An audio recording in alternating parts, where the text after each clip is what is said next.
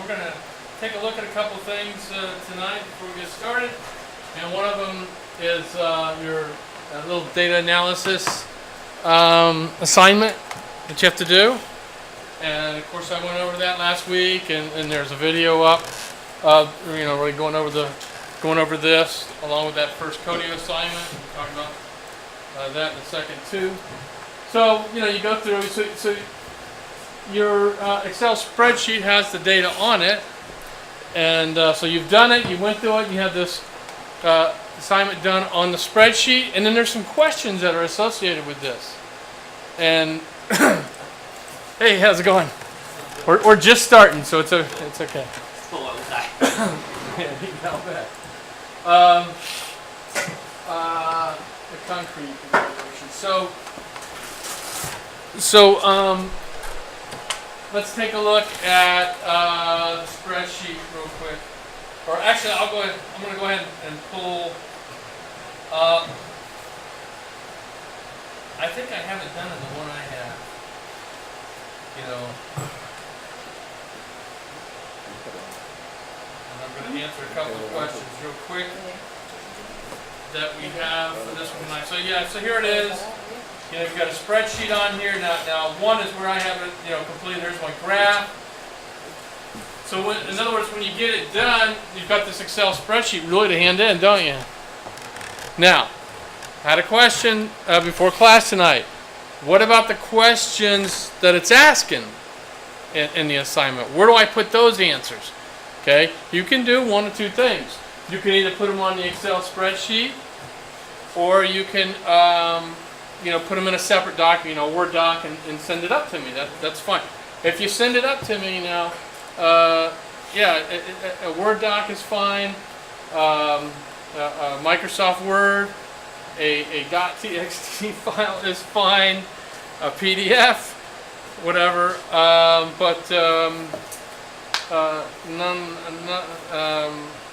Legacy Mac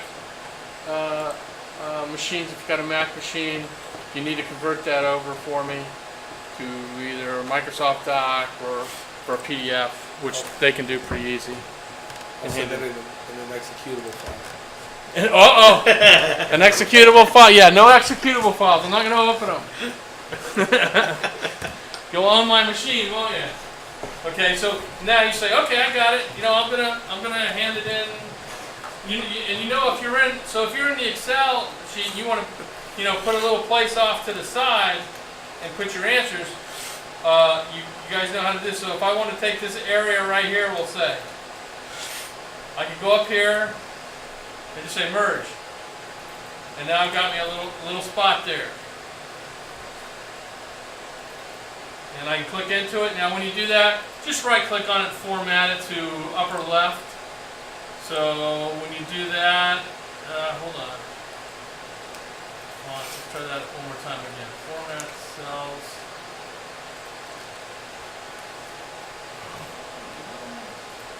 What is that? I'm not getting my choices here. Let me come back in. There we go. Okay, so format cells, alignment, left, top.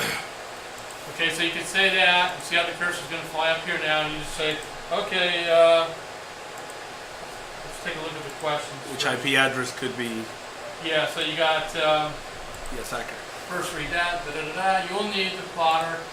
Can you think, which IP address is the attacker? So number one, boom. Can you think of a way of using that? Would be number two. Number three, could it be software? These technicons can be blah, blah, blah. Could it still be plotted visually? Here's your next one. If you took data mining, do you think this data could be fed to Weka to create an automated system to predict connections possible?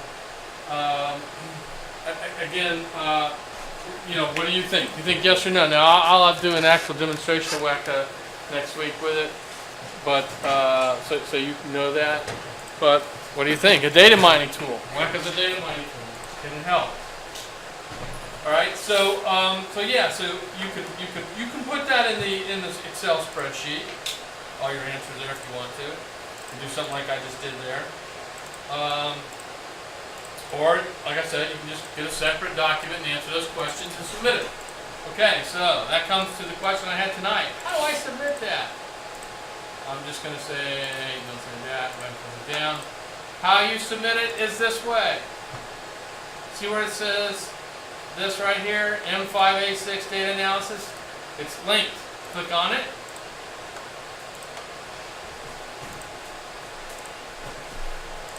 And if you come down here, you're going to see write submission or browse to your computer. You want to browse to your computer to get the file. So you just browse to the computer. I'm just going to attach this. It has nothing to do with it. And I'll get another one. This. Okay. So you can attach, if you do it separately in two files, you can put the two files in there. You're not doing it, and you're not doing a risk analysis or anything. That's not that one.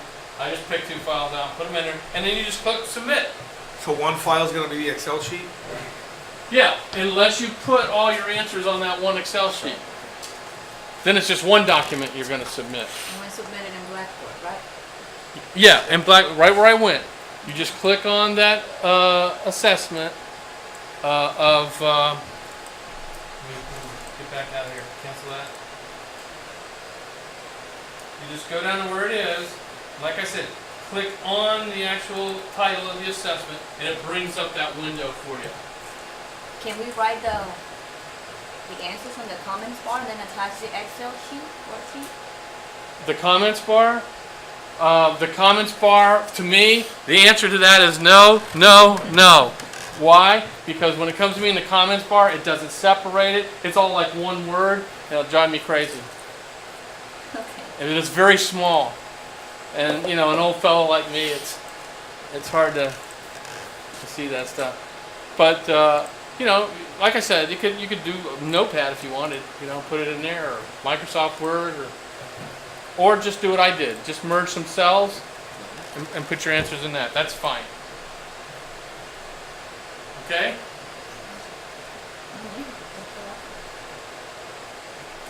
Any questions about that? As you saw if you were here last week, and then from the video, it's pretty easy. But it's showing you, you know, what you can do with data. Taking data, putting it in a spreadsheet, knowing what it means, finding some things out about that, you know, finding a solution to the problem that you have based on data, what you can do. And we saw that in graphing it. And then we put our little regression line on there too when we did that. And it sort of showed me where the norm was, and I could visually see that real quick. And we saw our one outlier sitting way out there when we did that. Okay? Any other questions about that one? We got it? All right. Next thing I need to mention to you.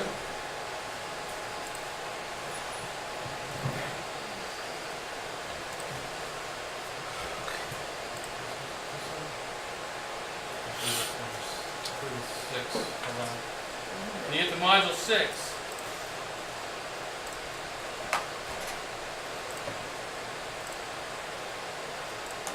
We will be doing something fun with this tonight. You've got a cryptography folder sitting down here.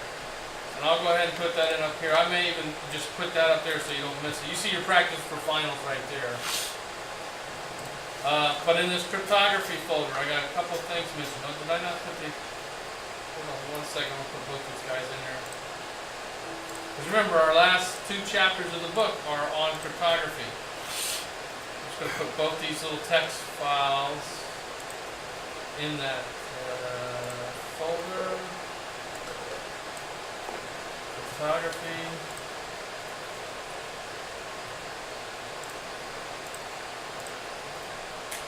Okay, there's a couple of things I want you to understand. A little terminology here. Very easy. I have as a matter of fact, a cryptography class on the bachelor degree level, and in that class, in one of their quick assignments is to make an attack tree. What's that, you say? An attack tree. It's a very aggressive tree, I can tell you that. Let's find out.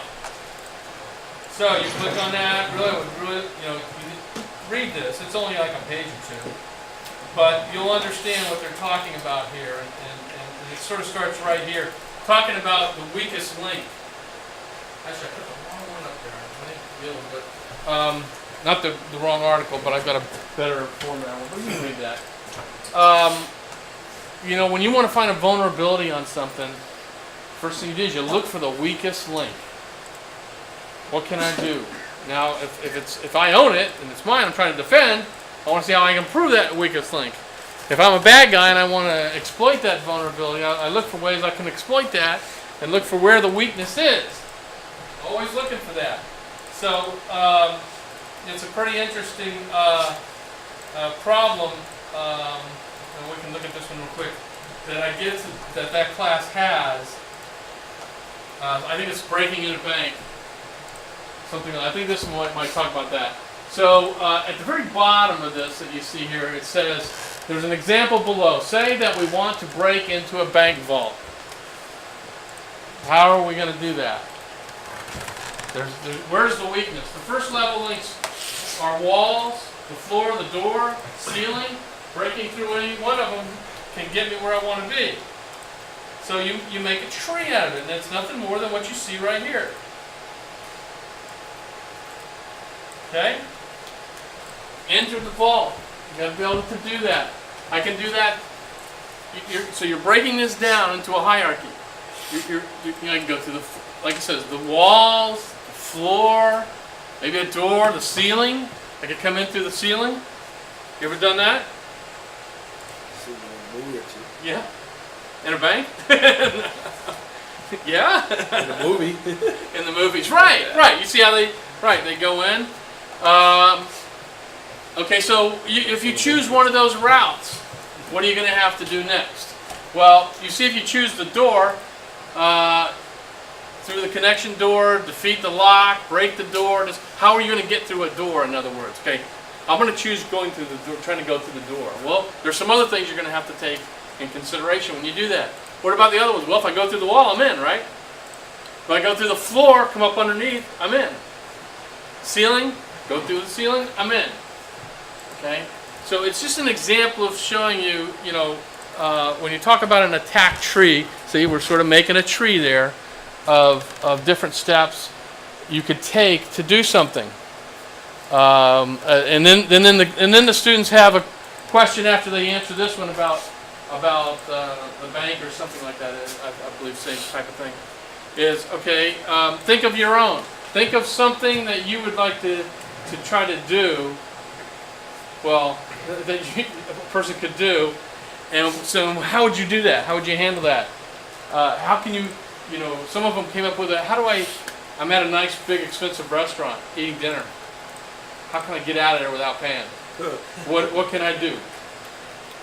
Right? Well, I can do this, but if I do that, I'm not going to make sure I got to do this. Or if I do that, I got da-da-da-da. See what I mean? And so you lay these things out.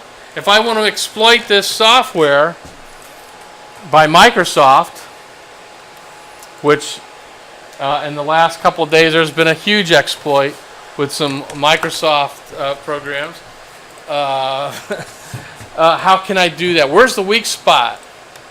Well, if I hit this key and I go in and I do this and blah, blah, some software is, if I'm able to go in and work this software, it just happened to pass on to, in talking with the kernel of the machine or into Microsoft software, that I have to have admin rights to go in and do this certain thing. So all of a sudden, if I can get admin rights for SQL, I can get admin rights to do anything to the machine. And so just giving you an example of different things.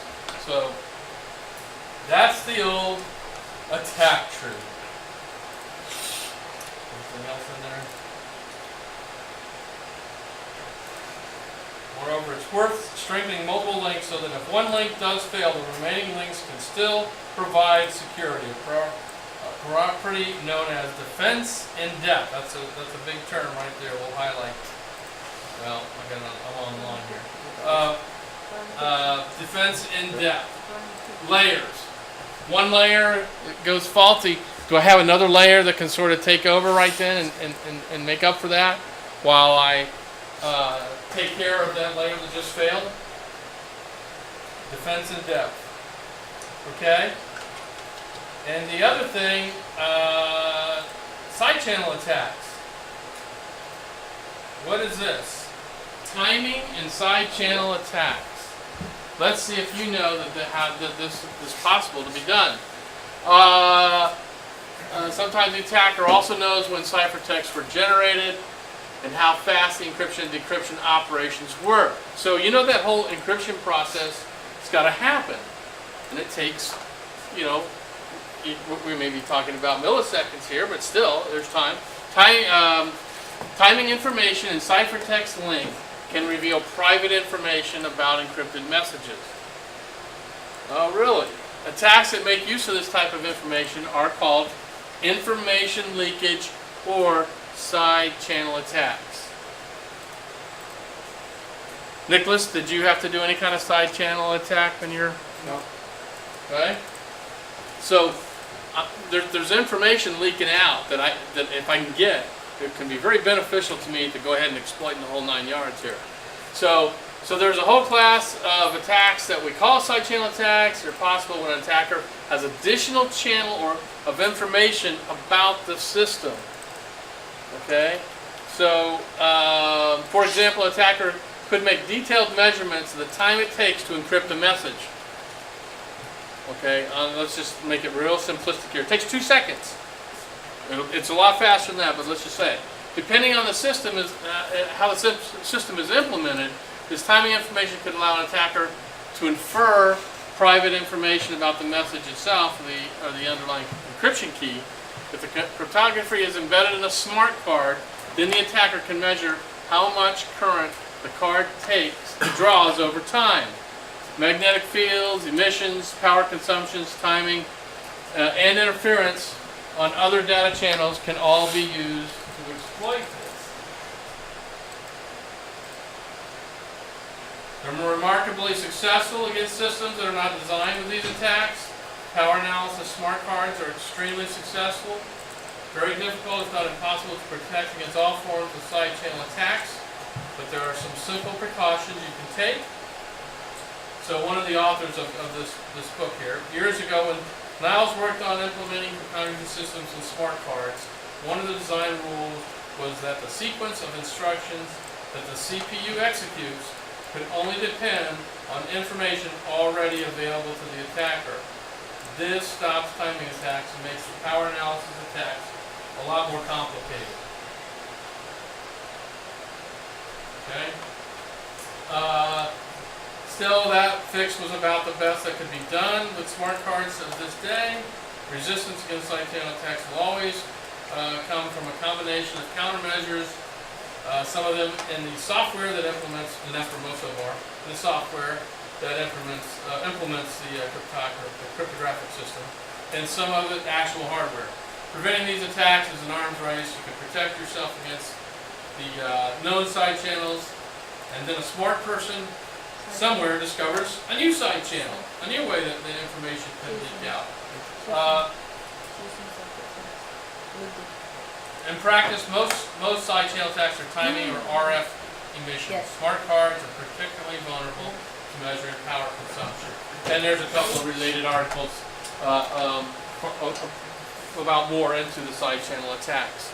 But information can be leaked out when on these systems that you can gather that's going to help you exploit that, especially when it has to do with timing. If you know how long it takes it to do its encryption, maybe you can hit that, some kind of tool that you have can hit into that system before that whole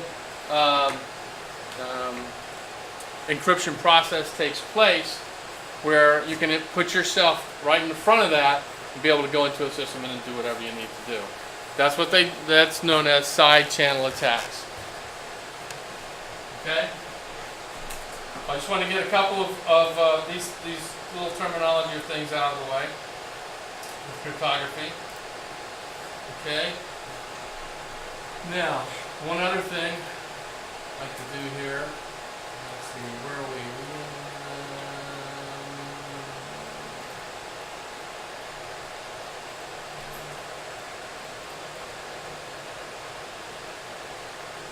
figure out while we're in here. Hold on.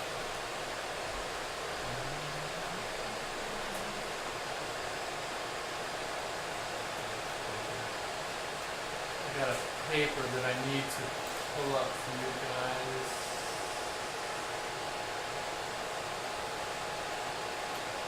I believe this is it. Yeah.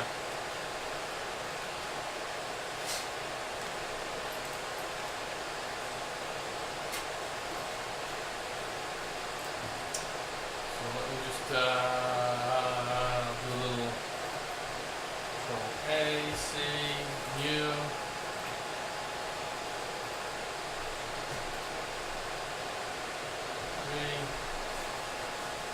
Get rid of. Well, you know what? I'm just gonna.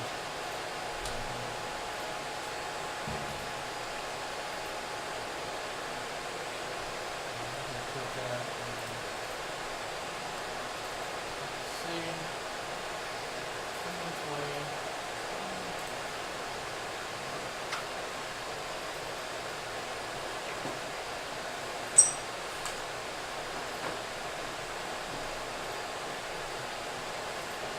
This will be a fun one for you.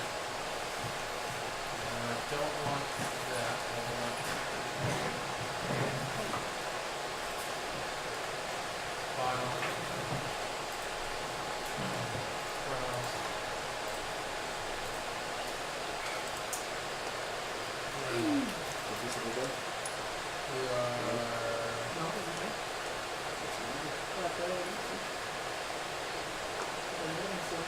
We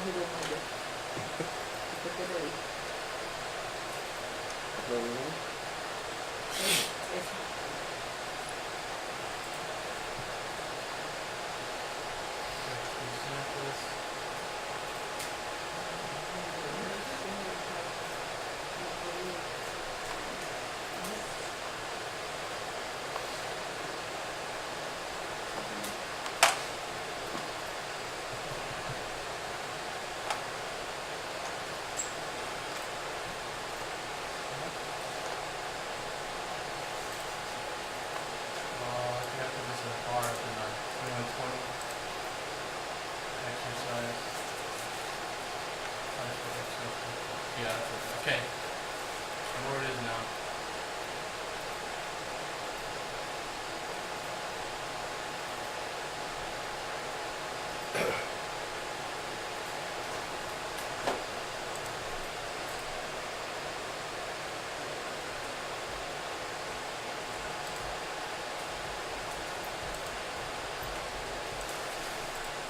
Okay, so you're there.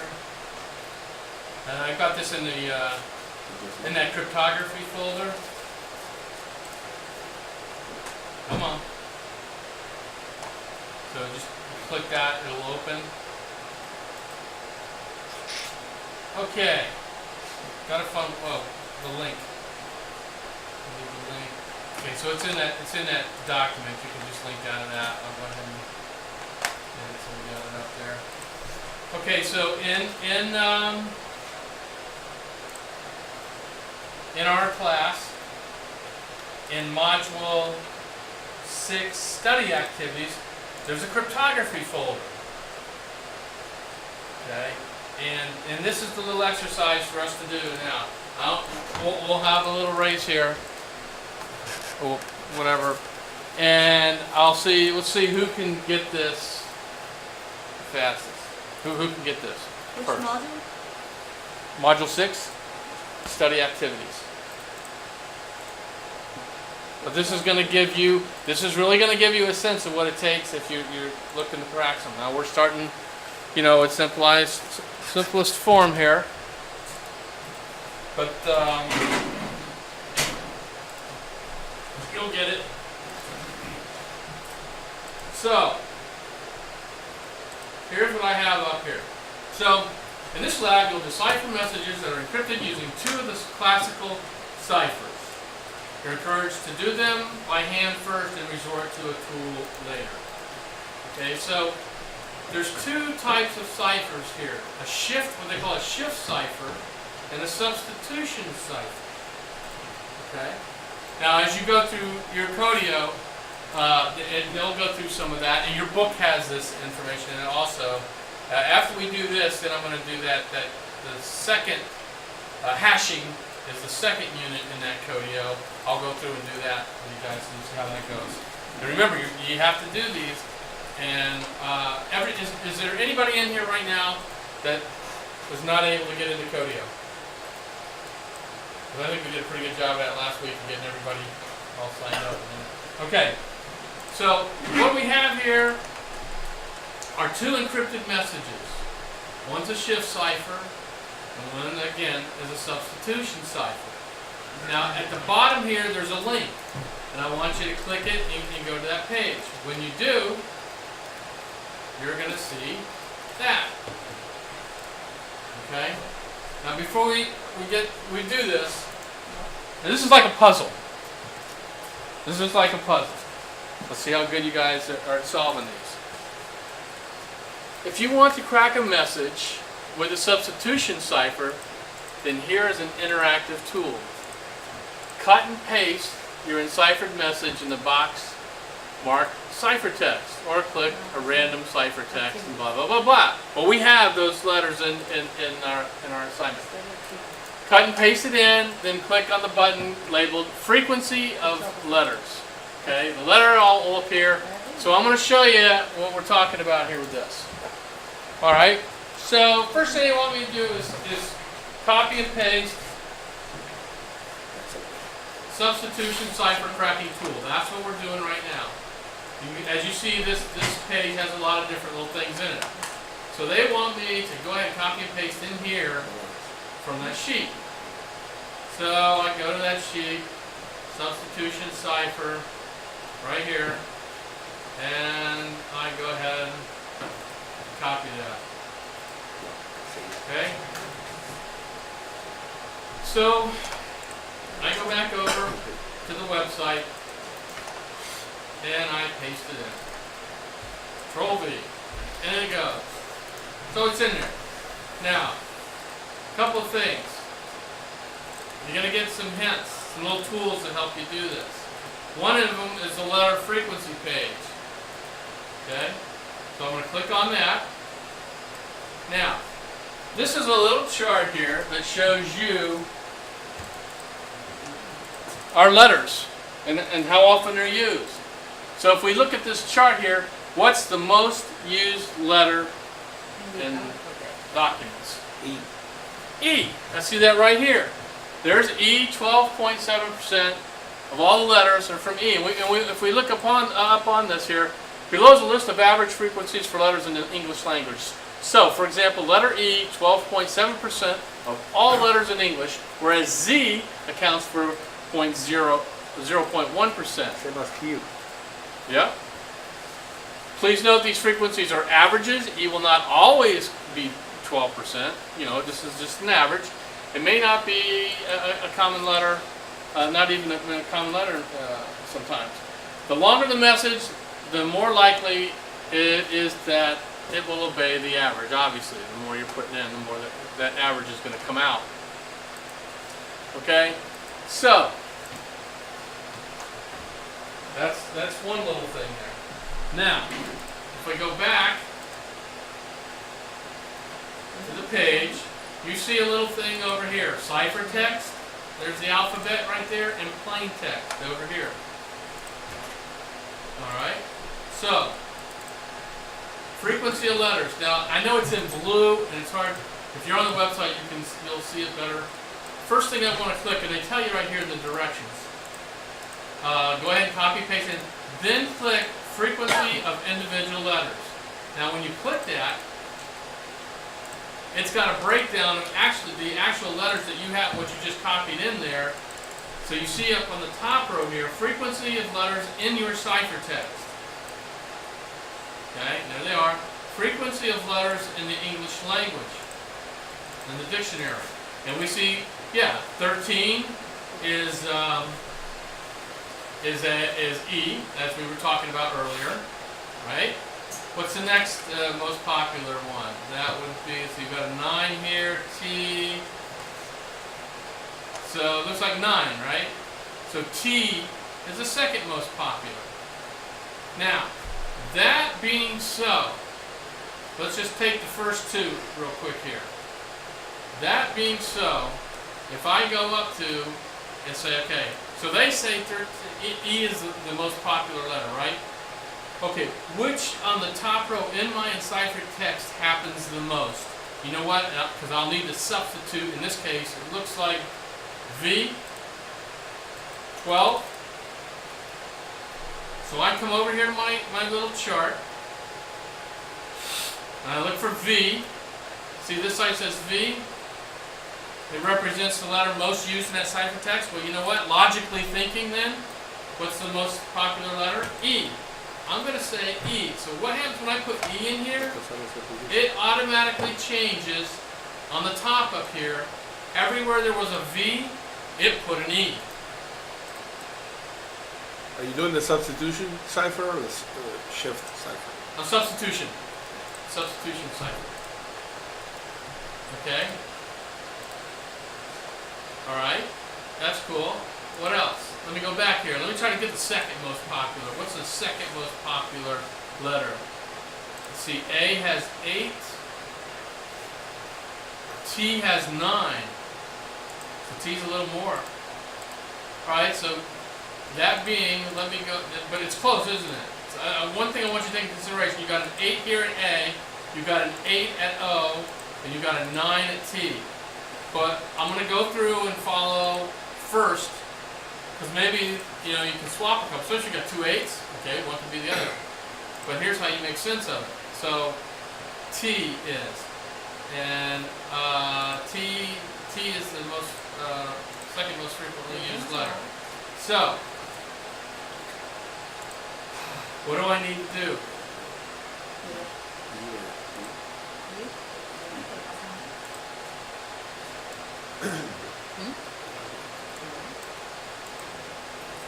So I need to go see what was the second most in the top in my cipher text. So I got a 9 on G. I got a 9 on R. Okay, so R and G have 9. Okay, well, I'll pick one. I'll go with the first, okay? So wherever there's a G, I'm going to put a T. So I go over here, T.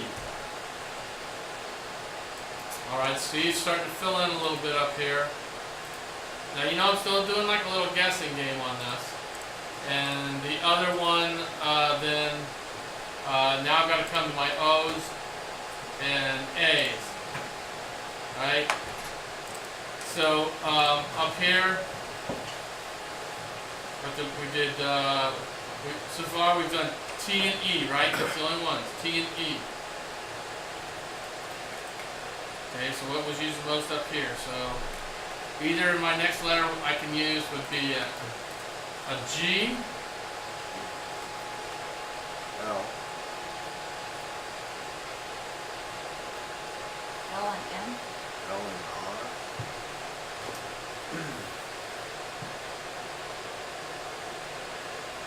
G was used not. I haven't used G yet. T and E I've used. I'm sorry. G I have. I'm sorry. I was looking at the wrong side. So I've used G and I've used R. V. R has 9. R. Yes. R was used 9 times. So what's the third most used letter according to this down here? It was a tie, right? A and O. So for R, A or O, you tell me. I'll use O and see what happens. Or should I say A? I'll go with A. I mean, where am I? R. A. Okay, so things are starting to form. But O is going to be my next letter that I would use. And so the next one was EAT I've used. VRG I've used. So my next one, there's L and M with 8. R I use, V I use. So we got so I got 2 H right here. L and M. I'll pick one. So how about for L? We'll use A. You ready? You say. Oops, already, I mean, not A, but, is it O? O was in the, yeah. O.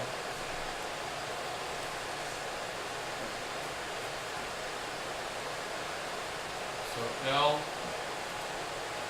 O. Alright. We'll do one more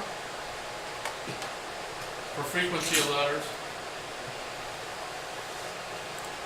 8, 8, more 8, do the 9, 7's an I, and so is N. Let's try N. So wherever they're, and so what we're going to put it in at the next most popular one up here, which would be M, right? Yes. So I'm going to put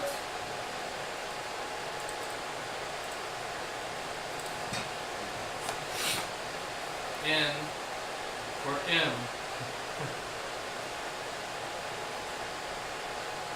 N. Okay, starting right down.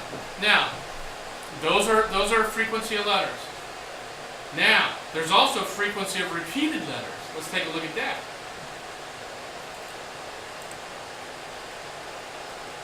Let me stretch this. Okay, so something's where there was a V 3 times. There were 2 V's in a row.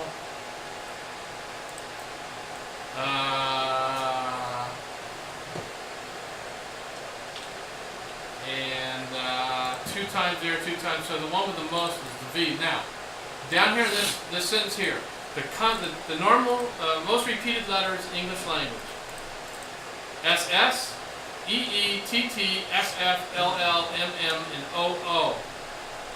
So, we got to go to V and decide which one of these we want to do. Have we used any S's yet? No. We haven't used the letter S yet on this in this column. So if we go to V, we have V. We have V. So we got an E on V. So maybe it's not that. It's even used. No. EE. Suffix EE.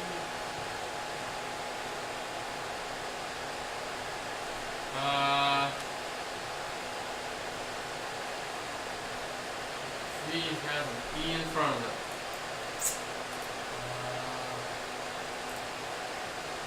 That's funny. So V's used a lot. And those frequencies could have been from the letters counting a couple times too. 3 times, that's 6 letters right there. So let's take a look at what's going on up top. Let's look for where there's an E. We got E there. So there's an EE there.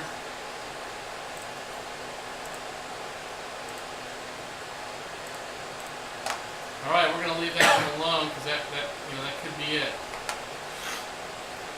It's one of the most frequent letters, but it's also a repeated letter that's used a lot. Any other repeated letters up here?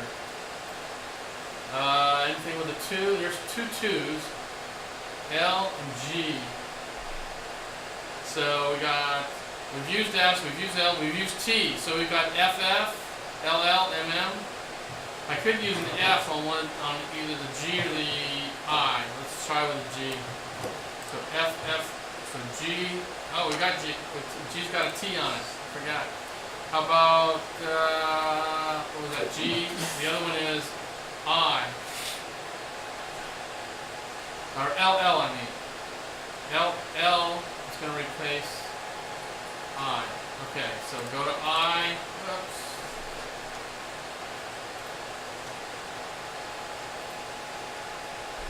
And put LL. Anything making sense up there? Alright, we'll leave that alone. Letter pairs. Okay, so there's a little chart here for letter pairs. So, and you'll read it like this. For example, here's a 7 out here. M and L were used together 7 times. I mean, in the dictionary. That's a very popular combination. M, we read this one first, and then L. Okay, so what else? 13 times is pretty popular. Is an S with a G. Really? S with a G.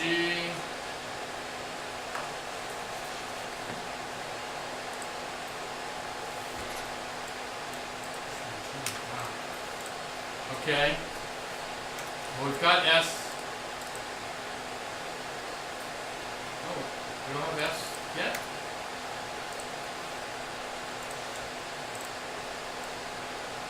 S. I have G that's used. S.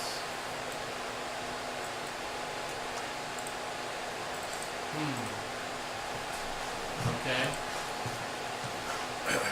Make this thing, drag this thing out a little bit.